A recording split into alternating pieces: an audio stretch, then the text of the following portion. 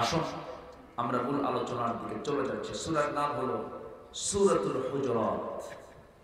আমার কথার মধ্যে একটু আজে বাজে কথা আমি বলার একটু চেষ্টা কম করি। যা বলবো কোরআন এবং হাদিস থেকে নির্যাস কিছু কথা বলা উচিত। এই তারেনারে বান্দরে কলা খাইছি দূর, এই এদিক সেদিক যাওয়ার দরকার নাই। আমরা সূরা হুজুরাতে কি বলি, আমি একটা সংক্ষিপ্ত সার, পুরোপুরি কথা না বলতে পারলেও সামারাইজ করে একটা ধারণা দেওয়ার চেষ্টা করব। ওয়া তাওফীকি ইল্লা বিল্লাহ। সূরার নাম কি বলুন তো? সূরাতুল হুজুরাত, 49 নম্বর সূরা। কত নম্বর সূরা বলেন? 49 নম্বর সূরা। সূরাতুল হুজুরাতের 15 থেকে 18 এই কয়েকটা আয়াতে কারিমা আমি তেলাওয়াত করেছি। এবং সূরা হুজুরাতের মধ্যে আল্লাহ তাআলা 10টা কাজের হুকুম দিয়েছেন। কয়টা কাজের হুকুম বলুন? 10টা কাজ। শুনবো না ইনশাআল্লাহ? শুনবো। সূরা হুজুরাত আল্লাহ তাআলা সেই সময় দিলেন যে সময় আমার নবীর সামনে আমার নবীর কিছু অপছন্দনীয় কাজ যখন সাহাবীদের দ্বারা প্রকাশ পেয়ে গেল। মাইকম্যান কোথায়? আমার কানে একটু আওয়াজ দিতে হবে, পর্যাপ্ত আমার কানে যেন আওয়াজ থাকে, মনিটর অথবা এতে যেন আমার আওয়াজটা থাকে।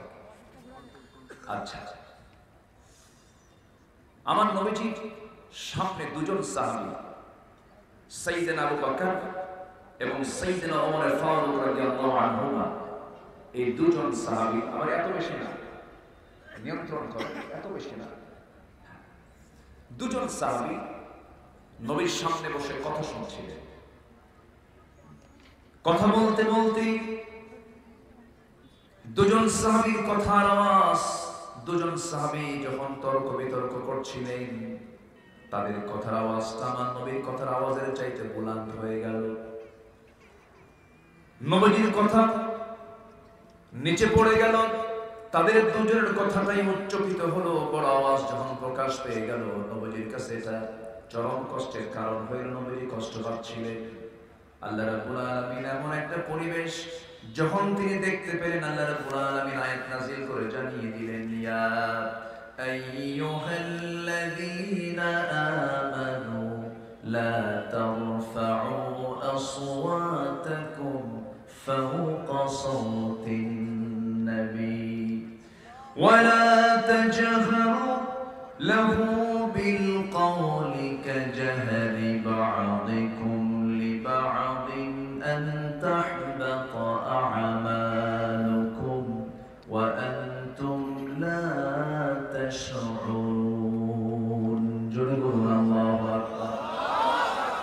ঈমানদারেরা, তোমরা তোমাদের আওয়াজ কি নবীর আওয়াজের চাইতে বড় করো না। যদি বড় করে ফেলো, আন তাহবাতা আমালুকুম, তোমাদের সমস্ত আমলগুলোকে কাট করে ফেলা হবে, সমস্ত আমলগুলো নিষ্ফল করে দেওয়া হবে। আমার নবীর আওয়াজের চাইতে বেশি আওয়াজে যদি তোমরা কথা বলে ফেলো। আমার বন্ধুগণ, এই আয়াতটা যখন নাযিল হলো, সেদিন থেকে নিয়ে শুরু করে আমার নবীর মৃত্যুর দিন পর্যন্ত সাইয়েদনা ওমর ফারুকের মতো মানুষ আমার নবীর সামনে ফিস ফিস করে কথা বলতেন, বড় আওয়াজে কথা বলতেন না, সাহস পেতেন না। এখান থেকে বিষয়টি স্পষ্ট, মুরব্বীদের সামনে থাকবেন, সিনিয়রদের সামনে যারা জুনিয়র বসে থাকবেন, অবশ্যই তাদের কথা, তাদের আচার, তাদের আচরণ, তাদের ব্যবহারগুলো হবে সম্মানের সাথে না অসম্মানের সাথে? বলেন বলেন, সম্মান না অসম্মান? তাহলে একটা বিষয় স্পষ্ট হয়ে গেল। সূরাতুল হুজুরাত হলো আদবের সূরা, সূরাতুল হুজুরাত হলো পারিবারিক সূরা। একটা পরিবারকে, একটা সমাজকে, একটা রাষ্ট্রকে যদি শিষ্টাচারের শিক্ষা যদি দিতে হয়, সূরা হুজুরাতটা বাধ্যতামূলক করে দেওয়া উচিত ছিল সমস্ত সিলেবাসের ভিতরে। দুঃখজনক হলো সত্য, মাদ্রাসা এমন পরিবেশ আমি কখনো দেখি নাই। তবে ভার্সিটিতে আমিও পড়াশোনা করেছি, শিক্ষক ছাত্রকে শাসন করে না, ছাত্র শিক্ষককে শাসন করে। শিক্ষক ছাত্রকে পিটায় না, ছাত্র শিক্ষককে পিটায়। ভালো করে ভালো করে ভার্সিটির চিত্র বলেন, শিক্ষক ছাত্রকে পিটায় না ছাত্র শিক্ষককে পিটায়? মাঝে মাঝে দুই হাত দুই পা ধরে পানি তো পুকুরও ফেলে দেয়। এমন রেকর্ড আছে না নাই? বলে আসতে বলবেন না, আছে না নাই? শিক্ষার হার শুধু বাড়লে হবে না, শিক্ষার হার বাড়ার সাথে সাথে চারিত্রিক যে সীমা, এটা নিম্নমুখী হওয়া দরকার না ঊর্ধ্বমুখী হওয়া দরকার? এখন আজকের চারিত্রিক সীমা কি ঊর্ধ্বমুখী না নিম্নমুখী? নিম্নমুখী। এর কারণ কি জানেন? এই সূরাগুলো জাতির সামনে স্পষ্ট না। আজকে যদি প্রত্যেক ভাইভা বোর্ডে, প্রত্যেকটা ভাইভা বোর্ডে যদি বাধ্যতামূলক করে দেওয়া হতো যে মুসলিম তাকে গোটা কোরআনের যে কোনো জায়গা থেকে এক পৃষ্ঠা কোরআন সহি করে তেলাওয়াত করতে হবে, তাকে কোরআন সম্পর্কে একটা ন্যূনতম ধারণা তাকে দিতে হবে, এমনটা যদি সবার জন্য বাধ্যতামূলক করে দেওয়া হতো, আমার দেশে প্রত্যেক মুসলমান শুধু নামাজ পড়া নয়, নামাজ পড়ানোর যোগ্যতা রাখতে। ঠিক কিনা বলুন? নামাজ তারই হয় যে নামাজ পড়ানোর যোগ্যতা রাখে। যে নামাজ পড়ানোর যোগ্যতা রাখে না তার নামাজ হয় না। যে মুসল্লি সে নামাজ পড়তেও পারবে, পড়াতেও পারবে। কিন্তু এখন যদি প্রশ্ন করি, এখানে যারা বসে আছে, কোরআনটাকে সহি করে পড়তে পারা মানুষ এখানে বেশি না কম? শুধু এখানে কম না, গোটা দেশেই কম। যদি বলি আমার দেশের মুসলমান বিড়ি খাওয়া বেশি না বিড়ি ছাড়া বেশি? আস্তে খাওয়া। বিড়ি খাওয়া বেশি না বিড়ি ছাড়া বেশি? বিড়ি খাওয়া বেশি। যদি বলি আমার দেশের মুসলমান নামাজি বেশি না বেনামাজি বেশি? বেনামাজি বেশি। যদি আমি বলি এদেশের অধিকাংশ মুসলমানের মুখে, মানে মুসলমান দাড়িওয়ালা বেশি না দাড়ি ছাড়া বেশি? দাড়ি ছাড়া বেশি। কষ্ট পাচ্ছেন নাকি? আপনি আবার মাইন্ড করবেন না, এটা সবাইকে বোঝাতে হবে তো। তাহলে তাহলে দাড়িটা রেখেছেন এক নবী না সব নবী? বলেন, এক নবী না সব নবী? এমন কোন নবীর নাম কি বলতে পারবেন যে নবী দাড়ি ছাড়া ছিলেন? সুন্নাতুল আম্বিয়া, সকল নবী সুন্নাত হলো দাড়ি রাখা। তাহলে আমরা মুসলমান কত বেনামাজি বেশি, কোরআন পড়তে পারি না, বিড়ি খাওয়া বেশি। এত বিড়ি খায় সেটি আরো বাড়ে। এত বিড়ি খায় ইটের মানে ভাটার ধোঁয়া ফেলে। আমি কি ভুল বলতেছি? এত খাওয়া খায়। যদি বলা হয় খান কেন, কে বাবা ব্রেন কাজ করে না, আছে কিনা বলেন? তাহলে মুসলমানদের স্বভাব কি এমন হওয়া উচিত ছিল বলেন তো? এমন স্বভাব কি হওয়া উচিত ছিল যে কোরআন সহি করে না পড়লে নামাজই সহি হয় না? এত জরুরি একটা জিনিস, স্বাধীনতার 52 বছর 53 বছর চলছে, মুসলিম দেশ, সংখ্যাগরিষ্ঠ বাংলাদেশ, মুসলমানের সংখ্যার দিক থেকে, অথচ কোরআনটা সহি করে পড়তে পারে না। আপনি মালয়েশিয়াতে যান। আমি গত সেপ্টেম্বরে আমার একটা সেমিনার ছিল মালয়েশিয়াতে। মালয়েশিয়ার ছোট ছোট বাচ্চারা যে 8 ক্লাসে পড়ে, সেও নামাজ পড়ানোর মতো যোগ্যতা রাখে। কেন জানেন? ওখানে তারবিয়াত, কোরআনের যে প্রাথমিক শিক্ষাগুলো, সব শিক্ষার সাথে এটা বাধ্যতামূলক। শিখতেই হবে, শিখতেই হবে। সম্মানিত ভাইয়েরা, এই ক্রাইসিস গুলো আমরা ফিল করছি, আমরা অনুভব করছি। জাতির কোরআন বোঝা দরকার সবার আগে না সবার পরে? কোরআন শিখলে আদব শিখবে, কোরআন শিখবে না আদবও শিখবে না। আর আদবের সূরার নাম কি বলেন তো? সূরাতুল হুজুরাত। সূরাতুল হুজুরাত থেকে আমি কিছু কথা বলতে চাচ্ছি, একটু মনোযোগ দিয়ে কথাগুলো শুনুন। আল্লাহ রাব্বুল আলামিন এই সূরার ভিতরে 10টা হুকুম দিয়ে দিয়েছেন, বান্দা 10টা হুকুম যদি মানতে পারো, আমি আমার সেন্স অনুযায়ী কোরআনটা যতটুকু পড়েছি, বুঝেছি, সূরাটা যতটুকু রিসার্চ করেছি, এই 10টা গুণ যদি কারো অর্জন হয়ে যায়, সে ফেরেশতা চরিত্রের মানুষ হয়ে যাবে। জোরে বলি সুবহানাল্লাহ। কি চরিত্র? ফেরেশতা চরিত্র। কি বৃষ্টি আসলো নাকি?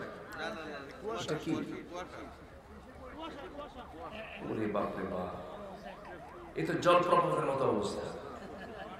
মদরকুণ্ড জলপ্রপাতের পানি যেমন পড়ে, জি, আপনাদের ওইদিকে কোনো কষ্ট হচ্ছে না তো? আচ্ছা, হলেও আমরা শেষ পর্যন্ত থাকবো। জোরে বলি ইনশাআল্লাহ, আর জোরে বলি ইনশাআল্লাহ। তাহলে সূরা হুজুরাতের মধ্যে কয়টা হুকুম বলেন তো? বলেন কয়টা হুকুম? 10টা হুকুম। আমার বন্ধুগণ, আল্লাহ রাব্বুল আলামিন বান্দাকে সুন্দর করে বুঝায় দিচ্ছেন 10টা হুকুম মেনে চলো। নাম্বার 1 হলো ফাতাবায়ানু। কোন সংবাদ যখন তোমার কানে আসবে, কানে আসার সঙ্গে সঙ্গে আমলে নিবা না, এটাকে ডিসকাস করবে, ব্যাখ্যা করবে, তদন্ত করবে। তদন্ত করে সত্যাসত্য যাচাই করে এরপরে তুমি মন্তব্য করতে যাবে। কিন্তু আজকে অধিকাংশ মুসলমান গুলো শুনলেই বিশ্বাস করে ফেলে, আছে না নাই বলেন?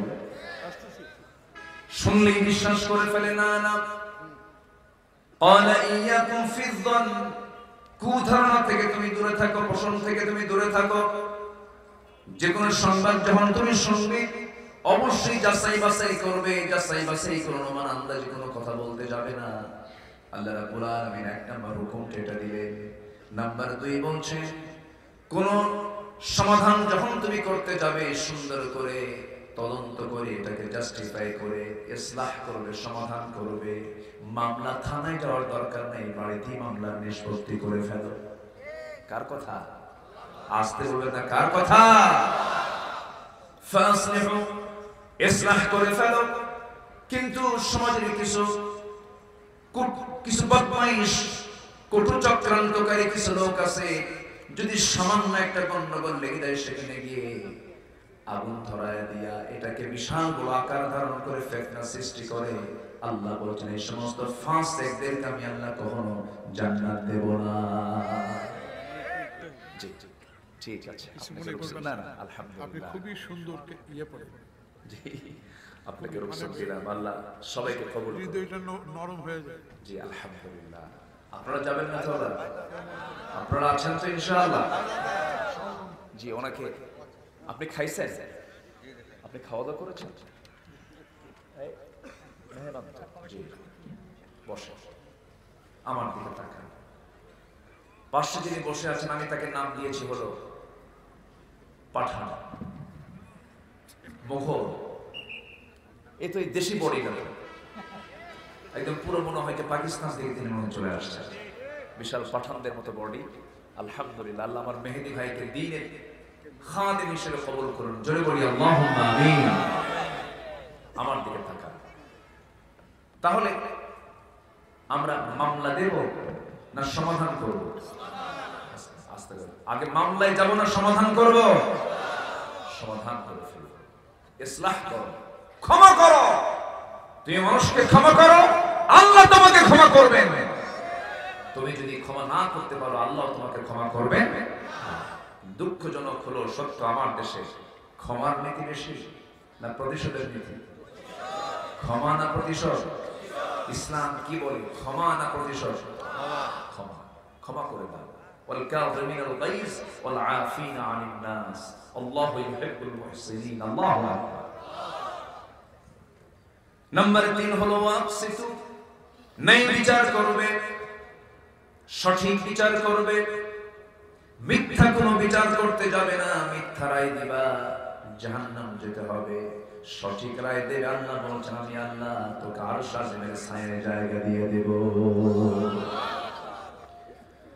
নাম্বার 4 হলো লা ইয়াসখাত, উপহাস করবে না। মানুষ মানুষকে কখনো উপহাস করতে পারে না, হেয় করতে পারে না, খাটো চোখে দেখতে পারে না। এগুলো ইমানদারের স্বভাব নয়। এরপর আল্লাহ বলছেন, ওয়ালা তালমিজু, অপমান করবে না। ওয়ালা তানাবাজু, তোমরা দোষারোপ করবে না। নাম্বার 9 হলো ওয়ালা তাজাসসু, গুপ্তচর বৃত্তি করবে না। 2 নম্বরই করবে না গোপনে বিষয় নিয়ে গুপ্তচর বৃত্তি করবে না। রাসূল বলেছেন যদি কোনো বান্দা কাউকে না বলে, বাড়িওয়ালাকে না বলে, যদি কারো বাড়ির জানালায় যদি উকি মেরে তাকায় থাকে, তার চোখটা কানা করে দাও। এই যে হুকুমগুলো দিয়েছেন। নাম্বার 10 হলো গীবত করবে না। কিন্তু দুঃখজনক হলো সত্য, আমার দেশে চৌরাস্তার মোড়ে, ত্রিমোহনীর মোড়ে, মোড়ে মোড়ে যে 4 দোকানগুলো হয়েছে, এগুলোকে আমি 4 দোকান বলি না, এগুলোকে বলি আমি গীবত খানা। কি খানা বলেন? কি খানা? গীবত খানা। এই 10টা হুকুম যদি কোনো বান্দা মেনে চলে, জিহ্বার মতো এই বড় একটা অংশ দিয়ে, দেহের একটা অংশ দিয়ে বান্দার যত গুনাহগুলো হতো, কোনো গুনাহ কখনো হতে পারে না। আর যে বান্দার জিহ্বার গুনাহ কম হবে, সেই বান্দা কখনো জাহান্নাম যেতে পারে না। জোরে বলে সুবহানাল্লাহ। পৃথিবীতে সবচেয়ে বেশি গুনাহ হয় 2টো অঙ্গ দিয়ে, একটা হলো জিহ্বা আর একটা হলো গোপনাঙ্গ। এই দুটো অঙ্গের যে নিয়ন্ত্রণ করতে পারবে, হেফাজত করতে পারবে, রাসূল নিজে বলেছেন আযমানু লাহুল জান্নাহ, আমি তার জন্য বেহেশতের জামিন হয়ে যাব। সম্মানিত ভাইরা, অনেক কথা আছে, আস্তে আস্তে করে বলবো। আমি তেলাওয়াত করেছি সেই সূরা হুজুরাতের 15 থেকে 18 নম্বর আয়াত পর্যন্ত। আল্লাহ তাআলা এখানে মুমিনদের প্রকৃত গুণ কি হতে পারে এবং কি গুণ অর্জন করলে পরে আল্লাহ তাআলা তাকে তার দফতর থেকে চারিত্রিক সনদ দিয়ে দিবেন। যেরকম সুবহানাল্লাহ। আমরা চারিত্রিক সনদ মূলত পেতে চাই কার কাছে? আসতে বলেন না, কার কাছে পেতে চাই? আল্লাহর কাছে পেতে চাই। ওয়ার্ড কাউন্সিলররাও কিন্তু চারিত্রিক সনদ দেন, চেয়ারম্যান সাহেবরাও কিন্তু চারিত্রিক সনদ দেন, গাঁজা খাইলেও দেন। গাঁজা খেলেও কয় কি? ভালো। গাঁজা খাক, মনটা ভালো। এরকম আছে না? এরকম আছে না? কিন্তু আল্লাহ তাআলা বলছেন, বান্দা আমার দফতর থেকে আমি তোকে চারিত্রিক সনদ দেব, তুই 2টো গুণ অর্জন করে আয়। সুবহানাল্লাহ বলবেন না? মাত্র কয়টা গুণ বলেন? সবাই কি শুনতে রাজি আছে তো? জোরে বলি ইনশাআল্লাহ। আর জোরে বলি ইনশাআল্লাহ। একটু কান লাগা, মনোযোগ দিয়ে আমরা একটু শোনার চেষ্টা করি। শুনতে এসেছে কোরআন, কোনো ভয় নেই, কোনো ডঙ্কা নেই, কোনো শঙ্কা নেই। কিন্তু আমার দেশের কিছু বুদ্ধিজীবী নামের কলঙ্ক, কিছু কুলাঙ্গার আছে, কোরআনের নামটা শুনলে ওদের গায়ে চুলকায়। আসতে বলবেন না, আছে না নাই? রাসূলকে গালি দিতেও তারা দ্বিধা করে না, কোরআনকে নিয়ে পাশে মন্তব্য করতেও তারা দ্বিধা করে না, আখিরাতকে তারা বিশ্বাস করে না। আছে না? আসতে বলবেন না, আছে না নাই? আছে। আহমদ শরীফ এক নাস্তিক ছিল, সে চলে গেছে। হনুমান আজাদ বিদায় হয়েছে। তসলিমা নাসরিন দেশ থেকে বিতাড়িত হয়েছে। এই সমস্ত ধ্বজভঙ্গ,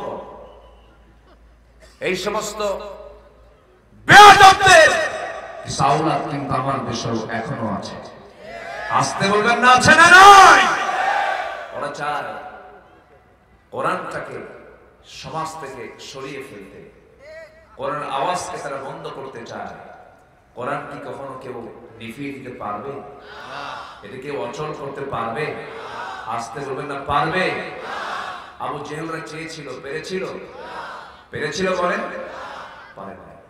কোরআন তেমন কোন কিতাব নয়, বরং এই কিতাবকে এখন প্রেজেন্ট ওয়ার্ল্ডে সকল জাতির লোকেরা যদি জরিপ করে দেখেন, সবচেয়ে বেশি রিসার্চ করছে হলো এই কিতাবকে নিয়ে। যেরকম সুবহানাল্লাহ, এই কিতাবকে নিয়ে রিসার্চ করছে। সম্মানিত ভাইরা, আমি সম্প্রতি আমার একটা সফর ছিল কাতারে। কাতারের প্রোগ্রাম শেষ করে আমি কাতার দোহা টু ঢাকা, দোহা হচ্ছে রাজধানী, দোহা থেকে আমি ঢাকায় আসছি বিমানে করে। কয়েক হাজার ফিট উপরে যখন বিমান চলছিল, আমি উইন্ডো সাইডে বসা, দিনের বেলা সূর্যের তাপ বিমানের গায়ে লাগছে, নিচে আমার চোখ যত দূর চলে যাচ্ছে বিশাল মেঘমালার একটা স্তর আমি দেখতে পাচ্ছি উপর থেকে নিচের দিকে, যেটা আমরা নিচ থেকে উপরে দেখি, বিমান থেকে উপর থেকে নিচের দিকে দেখা যাচ্ছে। আমি দেখে ভাবলাম, এই বিশাল মেঘমালা আল্লাহ তুমি কেমনে ঝুলায় রাখছো? সুবহানাল্লাহ বলবেন না? কেমনে ঝুলায় রাখছো? এরকম চিন্তা করতে করতে মনে হলো, কেমন করে আল্লাহ তুমি ঝুলায় রেখেছো, তোমার কেমন ক্ষমতা, তুমি কেমন করে এগুলো ঝুলায় রাখলে।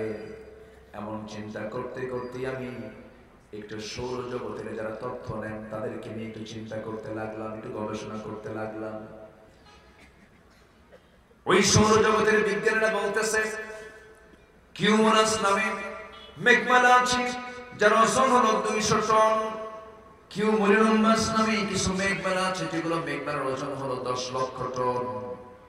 চিন্তা করেন, এই লক্ষ লক্ষ টন এই মেঘমালাগুলোকে আকাশে ঝুলিয়ে রেখেছেন তিনি আমার কে। যদি ফেলে দিতেন বিল্ডিং গুলো কই যেত? কই যেত বলেন? আমি আপনি কেউ টিকতাম না।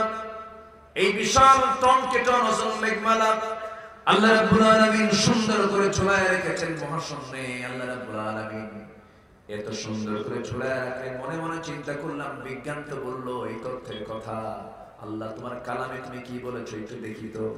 চিন্তা করতে করতে আয়াত খুঁজে পেলাম, সূরা রাদের 12 নম্বর আয়াতে বলছেন, হুয়াল্লাযী ইউরিকুমুল বারকা খাওফান ওয়া তামআন ওয়া ইউশিস সাহাবাস সিকাল।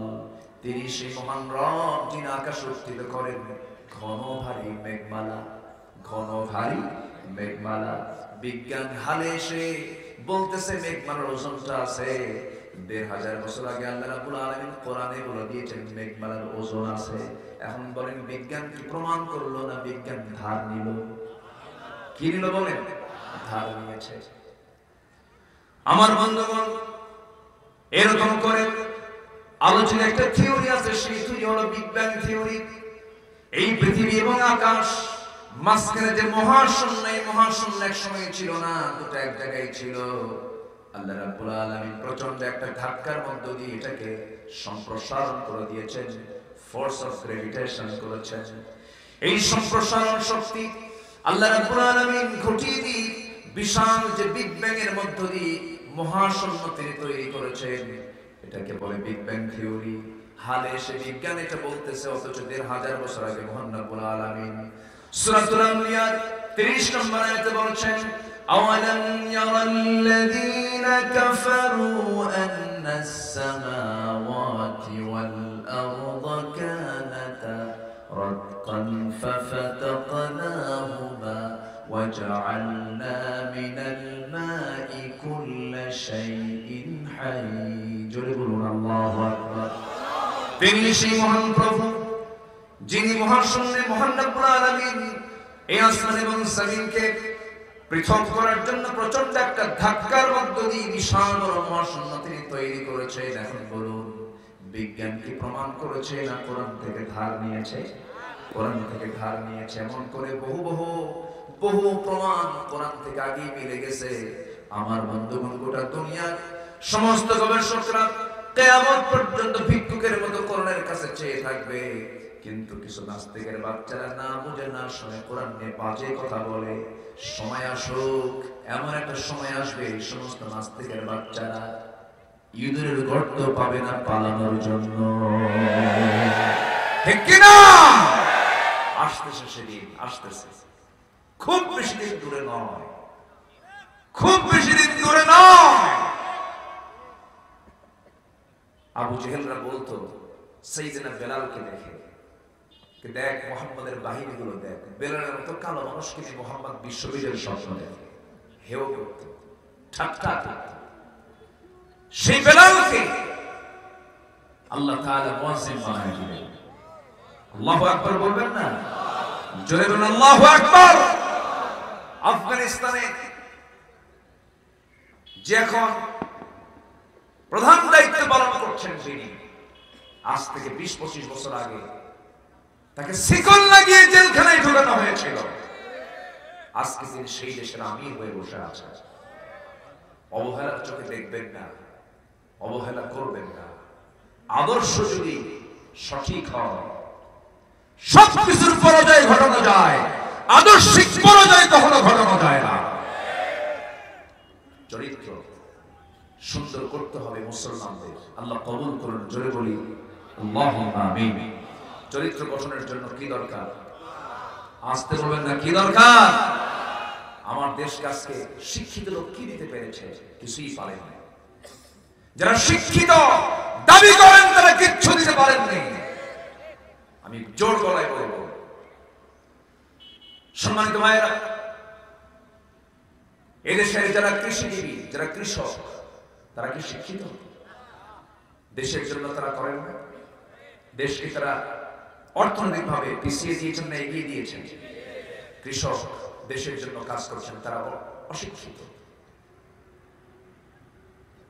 যারা প্রবাসী, ওই প্রবাস জীবন থেকে হার্ড ওয়ার্ক করছেন, শ্রম দিচ্ছেন, দেশের এভিডেন্স পাঠাচ্ছেন, শিক্ষিত না অশিক্ষিত? অশিক্ষিত। আমার দেশের বড় একটা সেক্টর গার্মেন্ট সেক্টরে যারা কাজ করছেন তারা শিক্ষিত না অশিক্ষিত? অশিক্ষিত। তাহলে অশিক্ষিতরা দেশকে এগিয়ে নিয়ে যায়, আর শিক্ষিত নামের কলম চোরেরা কলমের খোঁজা দিয়ে কোটি কোটি টাকা লুটপাট করে দেশ থেকে পাচার। আছে না নয়? কথা বললেই তো দোষ হয়ে যায়।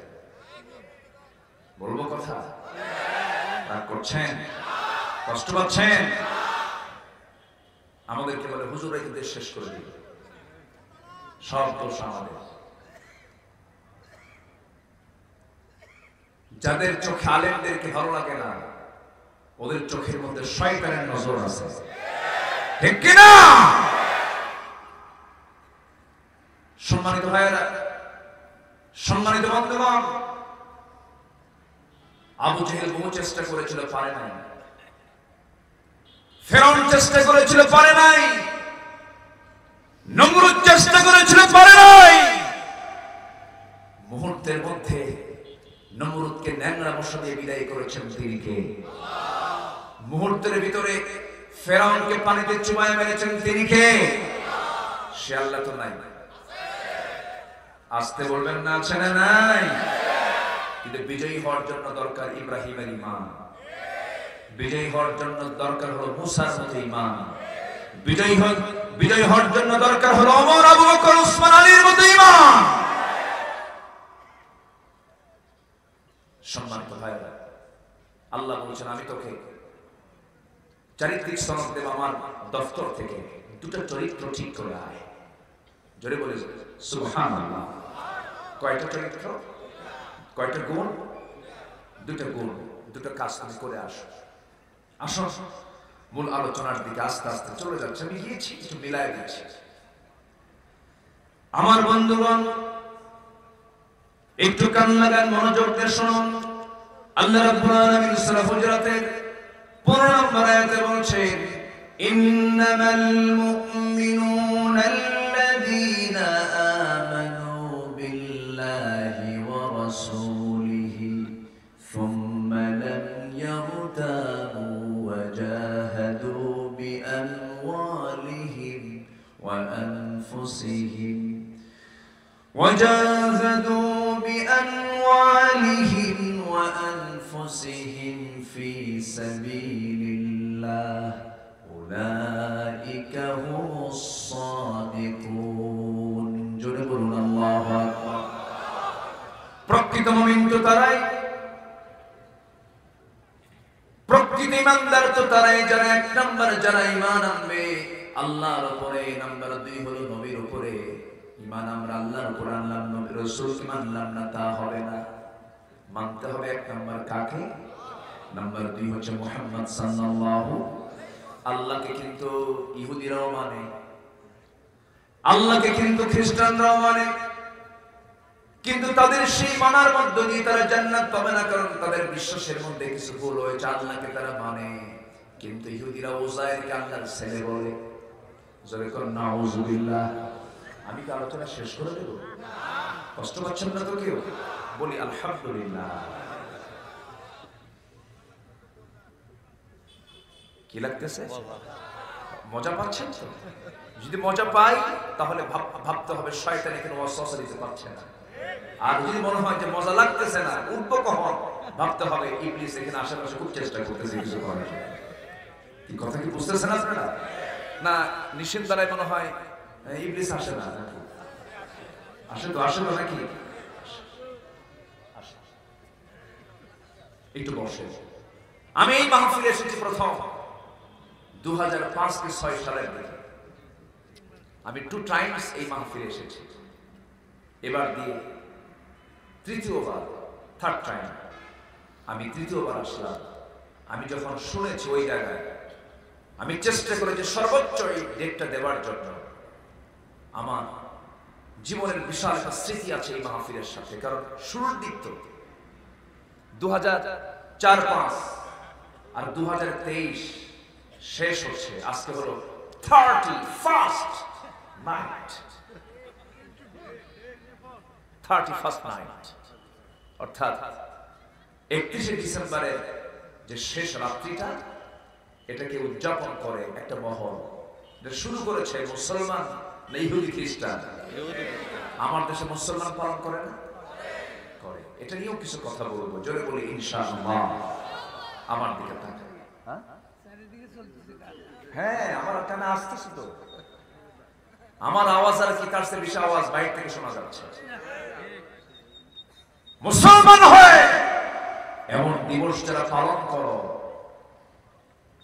স্পষ্ট ভাষায় কোরআনের বক্তব্য হচ্ছে হলো জালিম আর ফাসিক, ঠিক কি না? একজন ইহুদি পণ্ডিত ছিলেন, বলেই ফেলি, প্রসঙ্গ যখন আসলো বলেই ফেলি। ইহুদি পণ্ডিত আব্দুল্লাহ ইবনে সালাম রাদিয়াল্লাহু তাআলা, তিনি ইসলাম কবুল করেছেন। পরে ইসলাম কবুলের পরে এই বড় একজন ব্যক্তি যখন তিনি শুনতে পেলেন ইহুদি থেকে, ইহুদি আগে ছিলেন, ইহুদি থাকার কারণে তিনি ইহুদিদের বিশেষ একটা দিবস তারা তিনি পালন করতেন। ইসলাম গ্রহণ করার পরেও নামাজ পড়তেন, রোজা রাখতেন, সব কিছু করতেন, কিন্তু তিনি উটের গোশত খেতেন না। উটের গোশত খেতেন না। আরেকটা হলো শনিবারের ছুটি তিনি পালন করতেন, শনিবারের ছুটি তিনি পালন করতেন, উটের গোশত তিনি খেতেন না। এই জিনিসটা ইহুদিদের সংস্কৃতিতে এটা ছিল। এই জিনিসটা যখন তিনি পালন করতেন, নবীর কানে সংবাদটা চলে গেছে, আল্লাহর পক্ষ থেকে আয়াত নাযিল হয়ে গেছে, ইয়া আইয়ুহাল্লাযীনা আমানু দুখুলু ফিস-সিলমি কাফা ওয়া লা তাখুতুওয়াতিশ শাইতান ইন্নাহু লাকুম আদুউম মুবিন। জোরে বলুন আল্লাহু আকবার। আল্লাহ বলছেন তোমরা ইসলামে পরিপূর্ণরূপে দাখিল হয়ে যাও, শয়তানের পদাঙ্ক অনুসরণ করো না। মানে ইহুদিরা যে বিষয়গুলো তোমরা পালন করবে, খ্রিস্টানরা যে দিবসগুলো পালন করবে, যে সংস্কৃতি লালন করবে, মুসলমান সে সংস্কৃতি লালন পালন করতে পারে কখনো নয়। কিন্তু আজকে মুসলমান 31st নাইট পালন করে। আজকের এই রাত্রিতে কত নারী যে তার সতীত্ব হারাবে আল্লাহ জানে। 14ই ফেব্রুয়ারি কি কম এরপরে 1 এপ্রিল, এরপরে 14ই ফেব্রুয়ারি 31st নাইটের সাথে মুসলমানদের কোন সম্পর্ক ছিল বা আছে বা থাকতে পারে? চতুর্দিকে কি শোনা যায়? এরা কারা? তাহলে বোঝা গেল শয়তান নিষিদ্ধেরও আসে। আমার দিকে তাকা। এই সমস্ত দিবসগুলো পালন করা হালাল না হারাম? হালাল না হারাম? সম্মানিত ভাইরা, আল্লাহ তাআলা বলছেন আমার দফতর থেকে আমি তোকে চারিত্রিক সনদ দেব, দুটা কাজ করে আয়। এক নম্বর কাজ হলো ঈমানটা পরিপূর্ণ কর, আল্লাহকেও মানতে হবে, রাসূলকেও মানতে হবে। আল্লাহকে মানলাম রাসূলকে মানলাম না তা হবে না, রাসূলকে মানলাম আল্লাহকে মানলাম না তা হবে না। দুজনকে মানতে হবে, দুজনের প্রতি বিশ্বাস আনতে হবে। আল্লাহকে আমরা বিশ্বাস করব দেখে না না দেখে। যদি বলুন দেখে না না দেখে। আমার দেশের বহু ভণ্ড দরবারে ভণ্ড লোকগুলো নাকি সে তারা নাকি আল্লাহকে দেখে। ভণ্ড দরবারের ভণ্ডরা নাকি আল্লাহকে দেখে। আমি ভণ্ডই বলবো, পীর বলবো না। যে পীর সে কখনো এই সমস্ত আচরণ করতে পারে না। পীর তো ভালো শব্দ, পীর ভালো শব্দ, পীর ভালো শব্দ, পীর নিয়ে আমার কোনো নেগেটিভ সেন্স নাই। যে পীর নয় সে হলো ভণ্ড। এই বদমাইশগুলো বলে আমি আল্লাহকে দেখেছি, অথচ একজন পয়গম্বর আল্লাহকে দেখতে চেয়েও একজন পয়গম্বর আল্লাহকে দেখতে পান না। এই দুনিয়াতে তিনি কি বলেন? আসতে পান না তিনি কে? আল্লাহকে তিনি দেখতে পান নাই। সারা জীবন তিনি অডিও করে কথা বলেছেন। অডিও করে তিনি কথা বলতে বলতে তিনি বলছে আল্লাহ সারা জীবন তো অডিও করে কথা বললাম, আজকে তো ভিডিও কল মারবো। কি কল মারবো? ভিডিও কল মারবো। আল্লাহ বলেছেন মুসা ভিডিও করার কোনো অপশন নাই দুনিয়াতে, আমাকে দেখার কোনো সুযোগ এই দুনিয়াতে তুমি পাবে না, কারণ তোমার সেই চোখের পাওয়ারটা নাই। কারণ বান্দায় এই চোখের পাওয়ার দিয়ে আল্লাহর সৃষ্টি সূর্যকে দেখতে পায় না ভালো করে। ছায়া থাকার 1 ঘন্টা সূর্যের দিকে পাবে?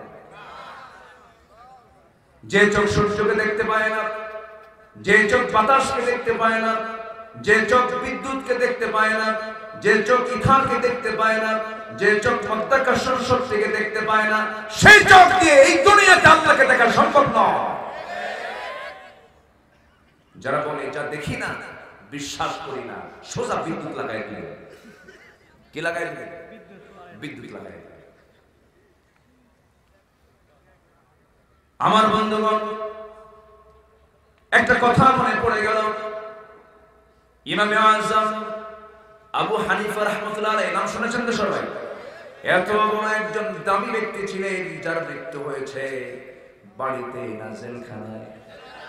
আসতে বলুন না, বাড়িতে না জেলখানায়? জেলখানায়।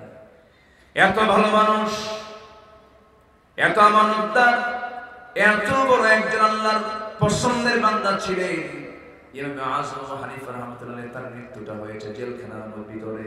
তাকে মেরেছে কোন কাফের নয়, কোন মুশরিক নয়, মুনাফিক নামধারী বাদশা মনসুর জালিম বাদশা। এই আবু হানিফা রাহমাতুল্লাহ আলাইহির বয়স যখন 13 বছর, সেই 13 বছর বয়সে নাস্তিক মুরতাদরা সব এক জায়গায় হয়ে আলেমদের বিরুদ্ধে তারা একটা প্রশ্ন ছুড়ে দিল। আল্লাহ সম্পর্কে তারা 3-4টা আজে-বাজে প্রশ্ন করে ফেললো। এই 3-4টা প্রশ্নের জবাব যদি তোমরা দিতে পারো আমরা মুসলমান হয়ে যাবে, এমন করে তারা চ্যালেঞ্জ ছুড়ে মারলো। কোন আলেম সঠিক কোন উত্তর দিতে পারলেন না, কিন্তু এই প্রশ্নগুলো গিয়ে জমা হলো। ওই সময় তিনি লক্ষাধিক হাদিস তিনি মুখস্থ করেছেন। আবু হানিফার কানে যখন প্রশ্নগুলো জমা হয়ে গেল, তিনি বললেন আমাকে যদি সুযোগ দেওয়া হয় এই 3-4টা প্রশ্নের জবাব আমি আবু হানিফা দিয়ে দেব। যখন আল্লাহু আকবার। দেখবেন সমাজে কিছু কিছু বাচ্চা আছে, যদি বাচ্চার বয়স 6 বছর কিন্তু বুদ্ধি 60 বছরের মতো আছে না? এটা আল্লাহ প্রদত্ত। এটা কি প্রদত্ত? আল্লাহ প্রদত্ত। আমি আমার নিজের হাতে 5 বছরের শিশুকে আমি মাথায় পাগড়ি পরিয়ে দিয়েছি, 30 পারা কোরআন মুখস্থ করে ফেলেছি। থাকে এরকম কিছু থাকে না? একবার বললে মুখস্থ হয়ে যায়। আবু হানিফা রাহমাতুল্লাহ আলাইহি কানে যখন প্রশ্নগুলো জমা হয়ে গেল, সম্মেলন কেন্দ্রে চলে গেলেন। আলেম ওলামাদের মাঝে তিনি গিয়ে দাঁড়িয়ে বললেন, ছোট্ট মানুষ, মোস নাই দাঁড়ি নাই, ছোট্ট মানুষ, তিনি বলছে প্রশ্নগুলোর জবাব যদি আমাকে সুযোগ দেওয়া হয় আমি প্রশ্নগুলোর জবাব দিয়ে দেব। এমন জাতীয় অফার যখন দিয়ে ফেললেন সব অবাক হয়ে গেল। আসো এদিকে আসো। সামনে থেকে বসতে দেওয়া হয়, কিন্তু তিনি বললেন আমি সামনে বসবো না, যেহেতু আমি উত্তর দেব, উত্তর দিতে হলে আমাকে শিক্ষকের কাতারে দাঁড়াতে হবে, শিক্ষকের কাতারে বসতে হবে। যে প্রশ্ন করে সে ছিল চেয়ারে বসা, তিনি ছিলেন সামনে দাঁড়ানো। তিনি বললেন তুমি তো প্রশ্নকারী, তুমি তো শিক্ষার্থী, আমি হলাম শিক্ষক। শিক্ষার্থী চেয়ারে বসা জায়েজ নাই, তুমি চেয়ারটা ছাড়ো, আমি চেয়ারে গিয়ে বসি। যখন সুবহানাল্লাহ। যখন প্রশ্ন করা হলো, এক নম্বর প্রশ্ন, আল্লাহ এখন কি করে, আল্লাহ এখন কি করতেছে, এমন জাতীয় প্রশ্ন যখন করে ফেললো, সঙ্গে সঙ্গে তিনি বললেন, তোর মতো বেকুব রে, এই চেয়ার থেকে নামায় দিয়ে আমি আবু হানিফা আমাকে এই চেয়ারে বসায় দিল। সুবহানাল্লাহ। নাম্বার 2 প্রশ্ন হলো, আল্লাহ যা সে বুঝবো কেমনে? চট করে তার গাল দিয়ে একটা থাপ্পড় মেরে দিয়েছেন। গালে যখন থাপ্পড় মারছেন, বলা হলো এত বড় বেয়াদবি। তিনি বললেন, আমি তোমাকে থাপ্পড় মেরেছি, তুমি কেমন করে বুঝলা? কোনো চিহ্ন তো তোমার গালে নাই, কোনো দাগ তো তোমার পড়ে নাই। আমি তো বুঝতে পারছি না, দেখা গেল বুঝতে পারছি। সঙ্গে সঙ্গে তিনি বলছেন, আল্লাহকে দেখা যাবে না, এটাকে অনুভব করতে হবে। বাতাস যেমন গায়ে লাগে অনুভব করা যায়। এরপরে আমি তোমার গায়ে থাপ্পড় মেরেছি, তোমার লেগেছে, বাট কোনো চিহ্ন তোমার গালের মধ্যে নাই, বুঝে নিতে হবে। নাম্বার 3 প্রশ্ন হলো, মুসলমানদের পয়গম্বর মুহাম্মদ সাল্লাল্লাহু আলাইহি ওয়াসাল্লাম তিনি আকাশের কোন দরজা দিয়া মেরাজে গিয়েছিলেন? সঙ্গে সঙ্গে আবু হানিফা রাহমাতুল্লাহ বললেন, যে প্রশ্ন করছো এই প্রশ্নের জবাব যদি দিতে চাও, আমি তোমাদেরকে একটা প্রশ্ন করব। কি প্রশ্ন? এই যে ডিমটা দেখতে পাচ্ছ, এই ডিমটা 21 দিন যখন পার হয়ে যাবে, এর ভিতরে থেকে সেই ডিমের বাচ্চা যখন এই ডিম থেকে বের হতে চায়, কোন দরজাটা বের হয়? বলতেছে, যে দিকটা ইচ্ছা সেই দিকটা ঠোকর মেরে সে বের হয়ে যায়। আল্লাহ তাআলা তার হাবিবকে আসমানের যে কোনো একটা দরজা দিয়া তাকে মেরাজের জন্য উঠায় নিয়েছেন। জোরে করুন সুবহানাল্লাহ, জোরে করুন সুবহানাল্লাহ। যেমন প্রশ্ন তেমন জবাব। আমার বন্ধুগণ, এবার প্রশ্ন করা হলো, আল্লাহ একা পৃথিবীর সকল কিছু দেখেন কেমনে, অবজার্ভ করেন কেমনে? সঙ্গে সঙ্গে চতুর্কোণ বিশিষ্ট একটা ঘরের মাঝখানে তিনি চলে গেলেন। যে প্রশ্ন করে তাকে বলছেন, মাঝখানে একটা প্রদীপ জ্বালাও। মাঝখানে প্রদীপ জ্বালানো হলো, বলা হলো, এই যে বাতিটা জ্বলতেছে, বাতির চোখ কোন দিকে? বাতির চোখ চতুর্দিকে। এবার তিনি বলছেন, এই বাতির চোখ যেমন চতুর্দিকে সমানভাবে আলো দিয়ে যাচ্ছে, আমার আল্লাহ তাআলা এমন করে গোটা পৃথিবীর সবকিছু তিনি দেখেন তার হাতের মুঠোয়। জোরে করে আল্লাহু আকবার। আল্লাহকে চেনার দরকার সবার পরে না সবার আগে? আজকে সবার আগে না সবার পরে? এই জন্য কোরআনের সবচাইতে বেশি কথা আছে কার কথা? আজকে বলেন না কার কথা? আজকে বলেন না কার কথা? আল্লাহর কথা। আল্লাহকে চিনবো আমরা সবার আগে। জান্নাতে আমরা গিয়ে আমাদের সবচেয়ে বড় আনন্দের বিষয় হলো আল্লাহকে দেখতে পাওয়া, যেটা আমরা দুনিয়াতে দেখতে পাবো না, কিন্তু জান্নাতে দেখা হবে কি হবে না? একজন বড় ইমাম, একজন বড় পীর ছিলেন আব্দুল কাদের জিলানী রাহমাতুল্লাহ আলাইহি। আবেগ আপ্লুত হয়ে একদিন দোয়া করতেছেন, আল্লাহ তাআলা তোমার দরবারে প্রার্থনা, তুমি যদি আমাকে জান্নাত দাও, জান্নাতে থাকলাম কিন্তু তোমাকে দেখতে পাবো না জান্নাতে, সেই জান্নাত আমার দরকার নাই। তুমি যদি আমাকে জাহান্নামে দিয়ে যদি একটু করে আমার সঙ্গে দেখা করে আসো, আমার জাহান্নামটা আমার জন্য জান্নাত হয়ে যাবে। মহব্বত রাখতে হবে কার সাথে? আসতে বলবেন না কার সাথে? আল্লাহর সাথে। দুনিয়ার কাউকে পাওয়ার জন্য বারিশ না ভিজায়া চোখের পানি দিয়ে, আল্লাহকে পাওয়ার জন্য শেষ রাতে সেজদায় পড়ে যায় নামাজ ভিজাও, জান্নাত পেয়ে যাবে। কিছু যুবক আছে, এটা আলিয়াকে পাওয়ার জন্য, নার্গিসকে পাওয়ার জন্য গোটা রাত ধরে কাঁদে। আজরে এরকম আছে না? গার্লস স্কুলের সামনে যাই দিনের মতো বসে থাকে, মনে হয় বাপও নাই মাও নাই। আছে না? যুবকরা কষ্ট পাচ্ছ না? চলো চলো তোমরা এগুলো আবার এগুলো এই দিকে যান কেন? এটা আমার বিশ্বাস। কষ্ট পাচ্ছেন নাকি আপনারা? এগুলো অপচয়, টাইম লস, কোনো লাভ নাই। এক্ষুনি বলো, তুমি বিয়ে করছো, সুন্দরী বউ তোমার,